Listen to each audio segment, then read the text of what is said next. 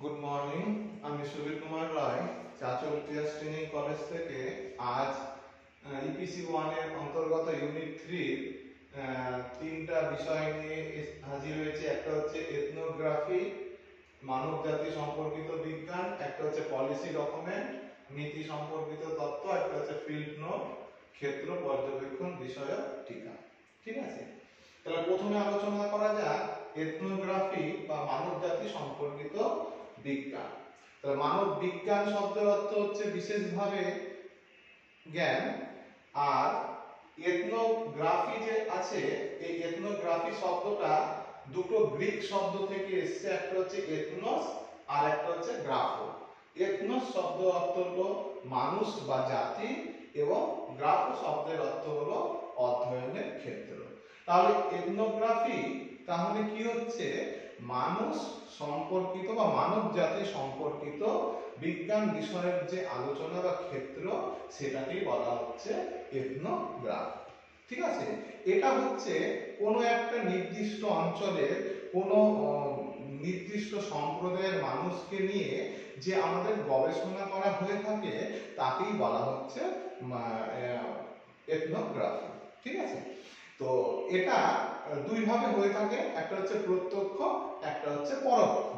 প্রত্যক্ষটা বেশিভাবে জরুরি, কারণ কোনো একটা জাতি সম্বন্ধে আলোচনা করতে গেলে সেখানে গিয়ে তার আর্থসামাজিক পরিবেশ থেকে শুরু করে সমস্ত কিছু দেখে যদি তার সম্বন্ধে যদি গবেষণা করা যায়, তাহলে সেটা বেশি প্রযোজ্য বলে গণ্য করা হয়। ঠিক আছে, তাহলে মানুষের সম্পর্কিত ধারণা নিয়ে যে আলোচনা করা হয়ে থাকছে, তাকে বলা হচ্ছে মানবজাতি সম্পর্কিত বিজ্ঞান। দুই নম্বর হচ্ছে পলিসি ডকুমেন্ট বা নীতি সম্পর্কিত তত্ত্ব। কি জিনিস নীতি সম্পর্কিত তত্ত্ব? যে আমরা যে সমস্ত পাঠক আছি, সেটা অতীতে ঘটে যাওয়া কোনো তত্ত্ব বা নীতি, সেটা লিখিত আকারে যখন পাওয়া যায়, তখন তাকে বলা হচ্ছে পলিসি ডকুমেন্ট। ঠিক আছে, আমাদের যেরকম এনপিই 1986 বা এনসিএফ 2005, এনসিএফটি 2010, এগুলো এক একটা নির্দেশিকা আছে। আমাদের বিভিন্ন ধরনের আগে গবেষকরা তারা গবেষণা করে গেছে, এবং গবেষণা করে যাওয়ার পর তাদের তথ্যগুলো লিপিবদ্ধ করে রাখা আছে।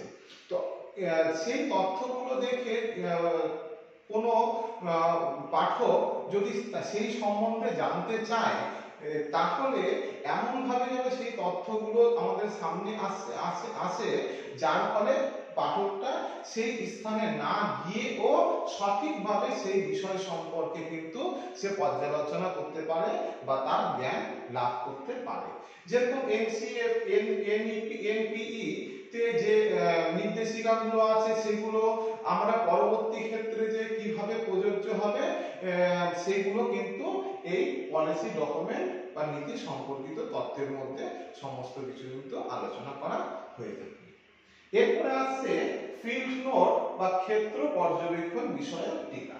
কি জিনিস ফিল্ড নোট? কোনো একটা স্থানে গিয়ে সেই জায়গার সম্বন্ধে বা সেই বিষয় সম্পর্কে যখন একটা ধারণা লাভ করা। ঠিক আছে, পাঠকরা যখন সেই জায়গা সম্বন্ধে গিয়ে তার সম্বন্ধে ধারণা লাভ করে, তাকেই বলা হচ্ছে ফিল্ড নোট। বিভিন্ন ধরনের সমাজ বিজ্ঞানের যে বিষয়গুলো আছে বা বিভিন্ন ধরনের গবেষণার ক্ষেত্রে কিন্তু এই ক্ষেত্র পর্যবেক্ষণ বিষয়ক টিকা কিন্তু আমাদের কিন্তু প্রয়োজন হয়ে থাকে।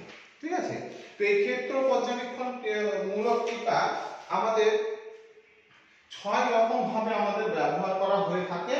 একটা হচ্ছে যেরকম বাক্যের শব্দের অনুক্রমণে সাজানো ধারণার উপরে নির্ভর করে হয়ে থাকে, বাক্যের শব্দ ও পদের ব্যাকরণগত সংগঠনের ধারণা। 3 নম্বর হচ্ছে উপলব্ধি। 4 নম্বর হচ্ছে সমাজ সংস্কৃতি নির্ভর ধারণা। 5 নম্বর হচ্ছে কোনো নির্দিষ্ট বিষয় সম্পর্কিত ধারণা। আর 6 নম্বর হচ্ছে কোনো নির্দিষ্ট রচনার বৈশিষ্ট্য বিষয়ক ধারণার উপরে নির্ভরশীল হয়ে থাকে আমাদের ক্ষেত্র পর্যবেক্ষণ বিষয়ের টিকাতে। ঠিক আছে, তো আজ এই তিনটা বিষয় সম্পর্কে আলোচনা করা হলো। আজ এই পর্যন্ত। Thank you.